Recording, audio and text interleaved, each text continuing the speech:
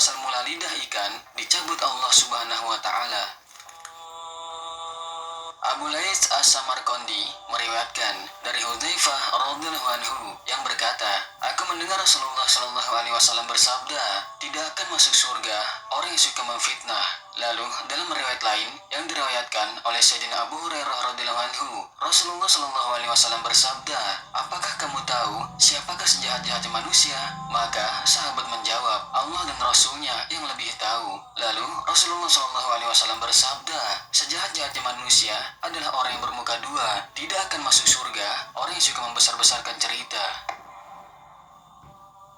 Setelah Rasulullah bersabda seperti itu, kemudian ada sahabat yang bertanya tentang hikmah dari sabda tersebut. Maka Rasulullah Shallallahu Alaihi Wasallam menjawab, "Sesungguhnya Allah Subhanahu Wa Taala telah menciptakan semua makhluk itu memiliki lidah, baik yang bisa berkata-kata maupun yang tidak bisa berkata-kata." Lalu salah seorang sahabat ada yang bertanya lagi, "Lantas kenapa ikan tidak mempunyai lidah ya Rasulullah?" Maka Rasulullah Shallallahu Alaihi Wasallam menceritakan kisah asal mulanya kenapa ikan tidak memiliki lidah. Beliau bersabda, setelah Allah menciptakan Nabi Adam alaihissalam, maka diperintahkan seluruh malaikat agar tunduk sujud kepadanya. Saat itu, semua malaikat patuh kecuali iblis. Iblis tidak mau bersujud, maka Allah melaknatnya serta mengusirnya dari surga dan dikirim ke bumi.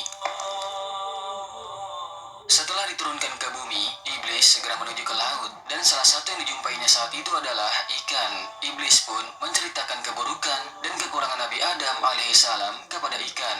Iblis berkata, "Sesungguhnya Adam itu sangat suka memburu dan membunuh binatang-binatang yang ada di lautan dan di daratan." Mendengar perkataan iblis tersebut, ikan pun langsung menyebarkan berita tentang Nabi Adam alaihissalam kepada seluruh makhluk yang ada di lautan tanpa ragu. Apakah berita itu memang benar adanya atau hanyalah berita dusta dari iblis? Dan sebab itulah, karena Allah Subhanahu wa taala tidak senang dengan sifat dan perbuatan ikan inilah, maka lidah ikan kemudian dicabut oleh Allah Subhanahu wa taala agar tidak lagi menyampaikan berita yang belum tentu benar adanya atau hanya dusta.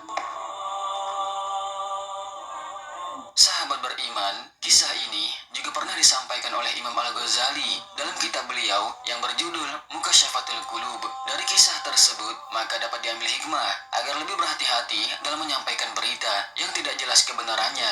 Lidah yang tidak bertulang pun akan tetap dimintai pertanggungjawaban atas perkataan yang telah diucapkan selama di dunia. Sebab Allah Subhanahu wa taala berfirman, "Tiada satu ucapan pun yang diucapkannya melainkan ada di dekatnya malaikat pengawas yang selalu hadir." Al-Quran Surat Qaf ayat 18. Wallahu a'lam. Lidah lebih tajam daripada pedang. Dari kisah dicabutnya lidah ikan tersebut, maka dapat dijadikan pelajaran tentang bahayanya lidah jika disalahgunakan. Sebab ada istilah yang mengatakan, lidah lebih tajam daripada sebilah pedang. Begitu kira-kira salah satu adagium yang cukup masyhur di telinga kita tentang betapa pentingnya menjaga lisan. Lisan itu ibarat pisau, karena jika tidak dijaga dengan baik, maka akan melukai banyak orang dan bahkan bisa mengadu domba di antara manusia.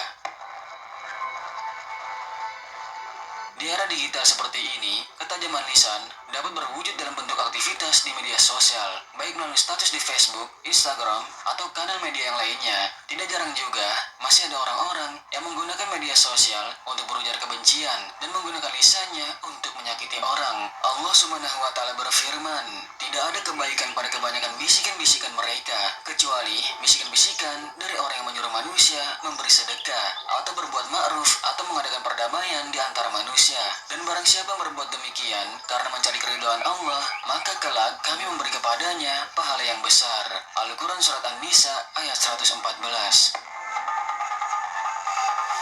Rasulullah Shallallahu Alaihi Wasallam pun juga telah bersabda, keselamatan manusia tergantung pada kemampuannya menjaga lisan. Hadis riwayat Bukhari. Hadis ini memiliki makna yang sangat mendalam. Betapa lisan menjadi taruhan jiwa manusia. Dengan lisan, seseorang sangat mudah untuk nyawanya hilang bila mana tidak dijaga dengan benar. Dan yang lebih mengerikan lagi adalah terdapat kabar dari Rasulullah tentang siksaan bagi orang-orang yang tidak mau menjaga lisannya dengan baik. Rasulullah Shallallahu Alaihi Wasallam bersabda, seorang hamba yang mengucapkan kalimat tanpa dipikirkan terlebih dahulu, maka akan dijatuhkan ke api neraka sedalam jarak antara barat dan timur. Hadis riwayat Muslim. Begitu juga sebaliknya, sahabat beriman, orang-orang yang mampu menjaga lisannya dengan baik, tidak untuk menyinggung, tidak menggunjing, dan tidak menyakiti orang lain, maka balasannya adalah surga. Rasulullah SAW pun juga telah menjelaskan hal ini. Barang siapa yang bisa memelihara di antara kedua janggutnya dan di antara kedua kakinya, maka akan masuk surga. Yang dimaksud dengan dua di antara janggutnya adalah mulut, sedangkan dua di antara kakinya adalah kemaluan. Begitu dahsyatnya bahaya lisan jika tidak dijaga dengan benar, sampai-sampai bisa dikatakan lebih tajam daripada pedang. Mengapa bisa dikatakan lebih tajam? Karena jika pedang melukai, itu masih ada batasnya, dan suatu saat nanti pedang akan bisa tumpul, sedangkan mulut bisa menyakiti kapan saja dan tidak akan pernah tumpul. Wallahu a'lam. Hukuman bagi penyebar berita bohong. Jika kita melihat kisah awal mula lidah ikan dicabut oleh Allah Subhanahu wa Ta'ala, ialah karena ikan telah menyebarkan berita yang belum jelas akan kebenarannya. Dan sebagaimana yang kita ketahui pula, bahwa di zaman ini ada begitu banyak kasus berita bohong yang tersebar di kehidupan kita, dan media sosial menjadi sarana tercepat dalam penyebaran berita bohong atau hoax. Lalu, bagaimana pandangan Islam tentang hukuman bagi orang yang menyebarkan berita tidak benar? Dalam Islam, penyebaran berita bohong pernah terjadi. Bahkan sejak Nabi Adam alaihissalam ketika mendapatkan kabar bohong dari iblis, sehingga harus diusir oleh Allah Subhanahu wa Ta'ala ke bumi. Jika zaman kenabian saja, kabar bohong sudah sering terjadi, apalagi di masa sekarang. Dengan adanya teknologi yang canggih, sehingga orang bisa dapat informasi lebih cepat melalui media sosial.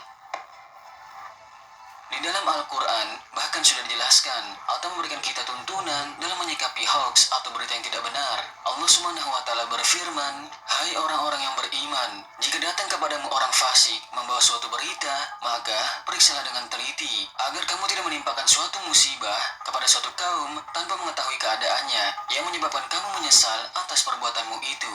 Al-Quran Surat Al-Hujurat ayat 6. Berdasarkan ayat tersebut, Allah Subhanahu wa Ta'ala jelas-jelas sudah mengingatkan kita untuk selalu memeriksa suatu informasi dengan teliti, mencari kebenaran di balik suatu berita